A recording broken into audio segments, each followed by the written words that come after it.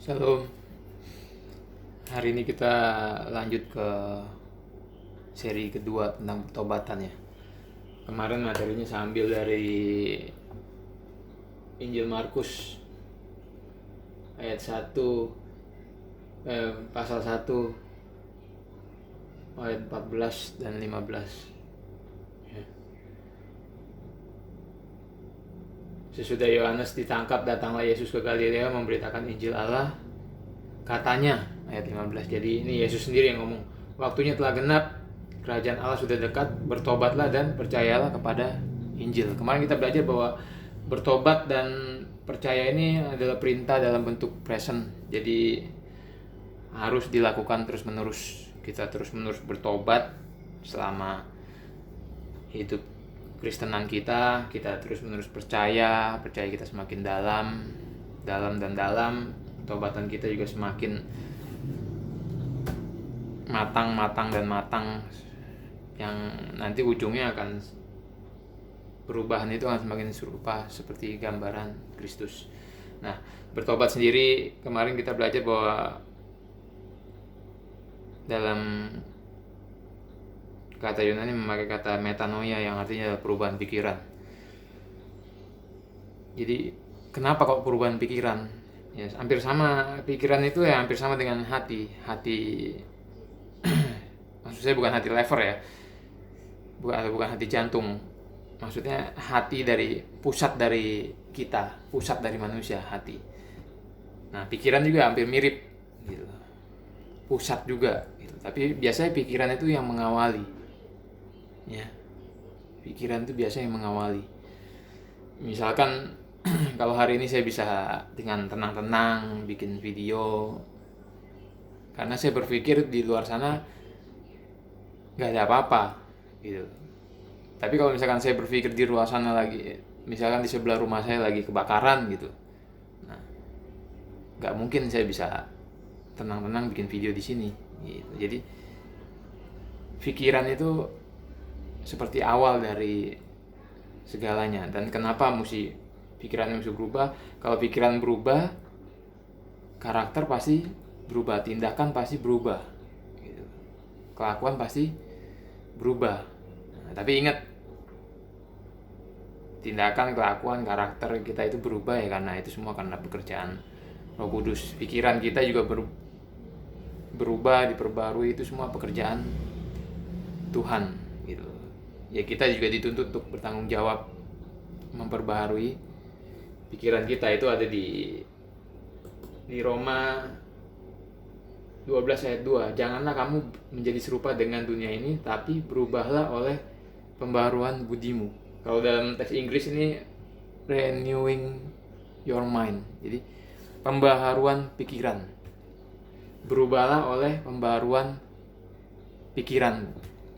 Ini kan perintah, tetapi berubahlah oleh pembaruan pikiranmu. Jadi ini kita punya tanggung jawab untuk melakukan firman Tuhan ini, untuk memperbarui pikiran kita. Cuman kita tahu bahwa ketika kita bisa memperbarui itu bukan tanggung jawab kita, itu bukan sepenuhnya kita yang melakukan, itu pekerjaan Tuhan di dalam diri kita. Itu kasih karunia ya. Nah, jadi pertobatan, perubahan pikiran itu mengawali segalanya. Ya, saya bilang hampir mirip, pikiran itu hampir mirip dengan hati. Sedangkan kalau hati kita itu ketika kita lahir baru, hati kita itu diganti dengan yang baru. Itu ada di Yeskiel 36 ayat 26. Kamu akan kuberikan hati yang baru. Ya, Tuhan ngomong, kamu akan kuberikan hati yang baru. Kuberikan. Jadi kamu akan diberikan Tuhan hati yang baru. Ya, bukan kamu sendiri yang bikin hati yang baru, itu Tuhan yang memberikan ke kita. Dan roh yang baru di dalam batinmu. Dan aku akan menjauhkan dari tubuhmu hati yang keras. Ya. Jadi sebelum kita lahir baru, hati kita tuh keras. Kalau dalam teks Inggris ini memakai kata stone heart, hati yang terbuat dari batu. Ya, nanti kita akan belajar ini di sesi lahir baru. Dan kuberikan padamu hati yang taat. Ya, nanti kita akan belajar ini. Jadi kalau hati itu diganti sama Tuhan. Sedangkan pikiran itu diperbaharui dan ditaruh hukum-hukum Tuhan di dalam pikiran kita. Itu ada di Yeremia 31 ayat 33. Tapi beginilah perjanjian yang kuadakan dengan kaum Israel sesudah waktu itu, demikianlah firman Tuhan, aku akan menaruh Tauratku dalam batin mereka. Nah, ini dikutip oleh Paulus di Ibrani 8 ayat 10. Ya, maka inilah perjanjian yang kuadakan dengan kaum Israel sesudah waktu itu, demikianlah firman Tuhan, aku akan menaruh hukumku dalam akal budi mereka. Dalam teks Inggrisnya, aku akan menaruh hukumku dalam pikiran mereka, pakai kata mind. Ya, jadi kalau hati kita diganti dengan yang baru ketika kita lahir baru, makanya hati itu pusatnya harus diganti dulu, dan itu pekerjaan Tuhan. Jadi keselamatan itu sepenuhnya pekerjaan Tuhan. Pusatnya diganti, pikirannya diperbarui, ditaruh hukum-hukum Tuhan di dalam pikiran kita, makanya otomatis semuanya berubah gitu. Kalau Anda bertobat, ya, tanda Anda diselamatkan adalah Anda akan hidup terus dalam pertobatan, dan otomatis itu berubah, ya, karena ada hukum Tuhan, ada roh Tuhan, hati yang baru.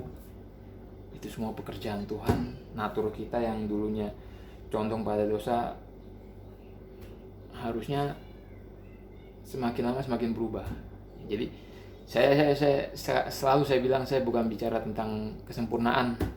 Ya, pertobatan itu bukan kesempurnaan, tapi perubahan yang nyata. Perubahannya benar-benar harus ada, tapi bukan sempurna. Itu kekristenan itu dari tidak matang menuju ke matang, bukan sempurna. Kita selama di dunia ini nggak bisa sempurna, ya. Jangan percaya sama profesor teologi yang gendut-gendut itu, ya. Itu nggak beres, itu nggak ada orang sempurna di dunia ini, ya. Jadi kita hanya terus berubah ke arah matang sampai puncaknya kita menjadi serupa seperti gambaran Kristus. Itu nanti ada di pelajaran, mungkin di pelajaran lahir baru, ya. Jadi hati kita, pusat kita yang baru, pikiran kita diperbaharui, diberikan hukum-hukum Tuhan, pasti kita berubah gitu. Nggak mungkin orang yang lahir baru, orang yang diselamatkan nggak berubah, itu nggak mungkin. Dan perubahan kita itu pasti dilihat orang. Itu nanti pelajaran di lahir baru. Pasti pertobatan yang benar itu pasti terlihat sama orang lain, dan pasti juga terlihat sama Tuhan. Dan walaupun nggak ada orang di depan kita tetap konsisten gitu.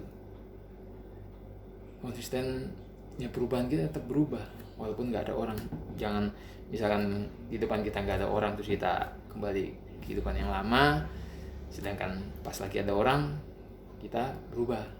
Nah, itu ya tahu sendirilah apa namanya. Ya, jadi perubahan pikiran. Nah, saya juga akan bahas tentang pertobatan dari Yesaya 66, ya. Yesaya 66 ayat 1 dan 2. Beginilah firman Tuhan. Langit adalah tahtaku dan bumi adalah tumpuan kakiku. Rumah apakah yang akan kamu dirikan bagiku, dan tempat apakah yang akan menjadi perhentianku? Ingat ya, langit tahtanya Tuhan, bumi adalah tumpuan kakinya. Makanya saya selalu bilang, manusia itu nggak bisa kenal sepenuhnya Tuhan, itu pasti. Dan itu sesuatu yang sangat menakutkan buat kita manusia, karena kita nggak bisa kenal Tuhan sepenuhnya. Ya, kita ini, bumi ini hanya menjadi tumpuan kakinya. Paling-paling kita kenal kakinya tok. Ya, jadi nggak usah sombong, nggak usah sok kenal Tuhan, kita cuma dapat kakinya tok. Ya, hati-hati. Rumah apakah yang akan kamu dirikan bagiku, dan tempat apakah yang akan menjadi perhentianku? Ya, Anda membangun rumah seperti apa? Mau semewah apa buat Tuhan? Mau sehebat apa? Ya. Mau bangun tempat sehebat apa supaya dia bisa berhenti di tempat itu? Gak ada. Dia ayat 2 dikatakan, bukankah tanganku yang membuat semuanya ini, sehingga semua ini terjadi? Gak usah sombong, itu pekerjaan tangannya Tuhan. Tuhan yang membuat semua itu dia yang bilang saja di ayat 2. Demikianlah firman Tuhan. Tetapi kepada orang inilah aku memandang. Jadi belum tentu Tuhan mau memandang pada tempat yang kita dirikan, tempat mewah yang kita dirikan buat dia, hal-hal hebat yang kita kerjakan buat dia, pelayanan hebat yang kita kerjakan buat dia. Belum tentu dia memandang itu. Jadi kita gak usah membanggakan diri lah, ya, membanggakan diri, bahkan sampai membuat suatu event untuk membanggakan, untuk meninggikan nama sendiri, membanggakan nama sendiri. Nggak perlu lah. Dikatakan tangan Tuhan yang membuat semuanya itu. Kita ini hanya alat, ya, nggak perlu bangga. Tetapi kepada orang inilah aku memandang. Nah, Tuhan mengalihkan pandangannya kepada orang seperti ini, kepada orang yang tertindas, patah semangatnya, dan gentar kepada firman-Ku. Kalau kita lihat teks Inggrisnya, ya, itu kepada he who is humble, contrite in spirit, and tremble. Jadi kepada orang yang merendahkan diri, miskin, menyesal. Contrite in spirit itu menyesal dalam roh, dan gemetar ketika membaca firman-Nya, ketika mengingat firman-Nya. Gemetar kepada firman-Nya dan kepada Tuhan tentunya, ya. Jadi jelas lah, ini namanya pertobatan. Jadi Tuhan hanya memandang pada orang yang bertobat dengan sungguh-sungguh, pada dia yang merendahkan diri. Merendahkan dirinya sangat penting, karena ketika kita belum lahir baru, kita benci dengan yang namanya kasih karunia. Kita selalu ingin melakukan semuanya dengan kekuatan kita sendiri. Kita nggak perlu bantuan Tuhan dulu waktu kita belum tobat. Makanya diperlukan merendahan diri, menyesal dalam roh, penyesalan dalam roh, dan takut dan gemetar akan Tuhan dan firman-Nya. Inilah pertobatan. Makanya di selaras, ya, dengan apa yang Tuhan Yesus beritakan, bertobatlah dan percayalah pada Injil. Bertobatlah. Jadi rendahkan dirimu, menyesal dalam hati, takut akan Tuhan dan firman-Nya, dan percayalah pada Injil. Jadi pertobatan dan percaya itu nggak bisa dipisahkan. Percaya harus pada Injil, maka kamu akan diselamatkan. Ini saya bukan nambahin maka kamu akan diselamatkan loh. Ya, kita lihatlah di Perjanjian Baru, kita tahu Kristen diselamatkan karena iman, karena percaya. Ya, Yesus juga selalu di ya, di Yohanes, di kitab paling banyak itu di Injil Yohanes tuh. Yohanes 3 ayat 15, supaya setiap orang yang percaya kepadanya beroleh hidup yang kekal. Ayat 16, karena begitu besar kasih Allah akan dunia ini, sehingga ia telah mengaruniakan anak yang tunggal, supaya setiap orang yang percaya kepadanya tidak binasa melainkan beroleh hidup yang kekal. Jadi bertobat dan percaya pada Injil, maka Anda akan diselamatkan. Dan itu harus dilakukan terus menerus sampai kita mati. Itu sebagai tanda bahwa kita telah diselamatkan. Nah, gimana dengan percaya? Saya akan mengutip Yohanes 1 ayat 12. Dikatakan, tetapi semua orang yang menerimanya diberinya kuasa supaya menjadi anak-anak Allah, yaitu mereka yang percaya dalam namanya. Jadi percaya sama menerima itu juga satu paket. Nah, apa yang dimaksud dengan percaya di sini? Apa yang dimaksud dengan menerima di sini? Sekarang ini banyak orang ngomong percaya, menerima Tuhan, tapi Yesus itu hanya dijadikan seperti pelengkap hidupnya saja. Sama seperti hiasan di pohon Natal. Yesus itu bagi mereka hanya seperti hiasan di pohon Natal. Padahal mereka gak sepenuhnya tergantung pada Yesus. Sedangkan percaya itu artinya kita percaya pada semua yang Yesus omongin, percaya pada semua firman yang keluar dari mulutnya, percaya pada semua tindakannya, ya. Percaya pada semua janji-janjinya. Jadi artinya percaya itu kita menjadikan Yesus itu yang utama dalam hidup kita, yang utama dalam sukacita kita, yang utama dalam kedamaian kita, yang utama dalam segala-galanya. Terutama, paling penting, satu-satunya, Tuhan selalu mau diutamakan, bergantung, ya. Kalau di Roma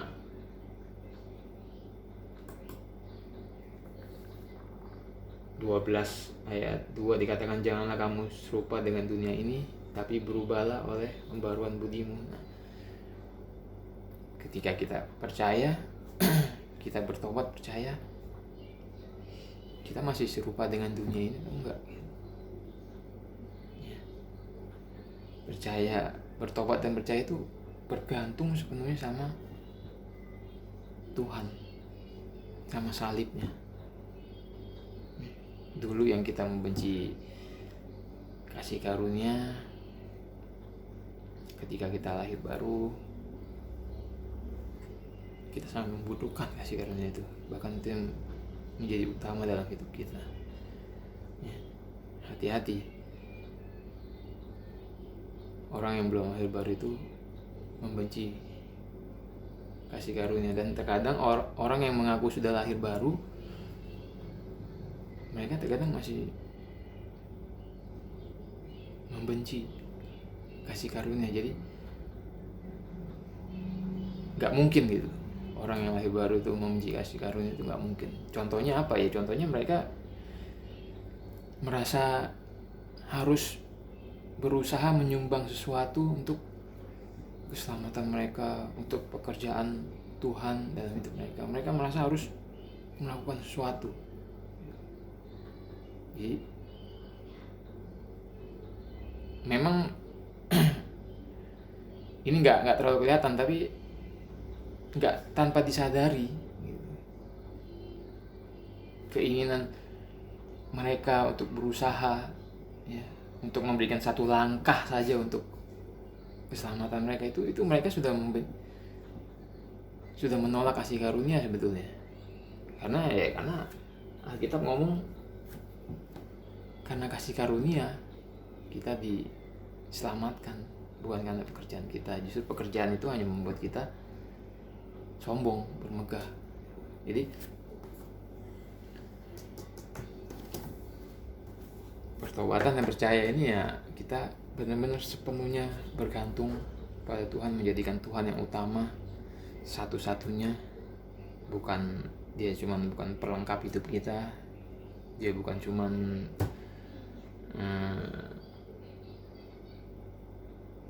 seperti hiasan di pohon Natal, pelengkap lah, seperti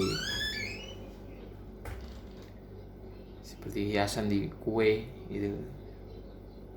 Bukan menjadi yang paling penting dan paling utama dalam hidupnya. Memang ini ya nggak gampang, terutama bagi beberapa orang nggak gampang ya, tapi ini kenyataan yang harus dihadapi. Karena banyak orang-orang yang hidupnya masih bergantung pada uang di tabungannya, bergantung pada saudaranya, bergantung pada orang tuanya, bergantung pada temannya.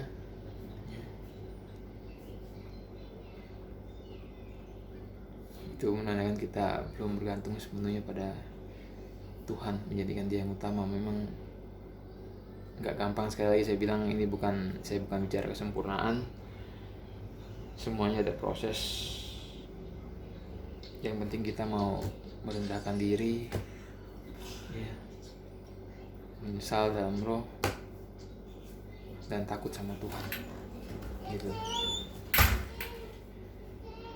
Bertobat dan percaya pada Injil atau pada Yesus. Percaya pada Injil ya pada Yesus, sama lah.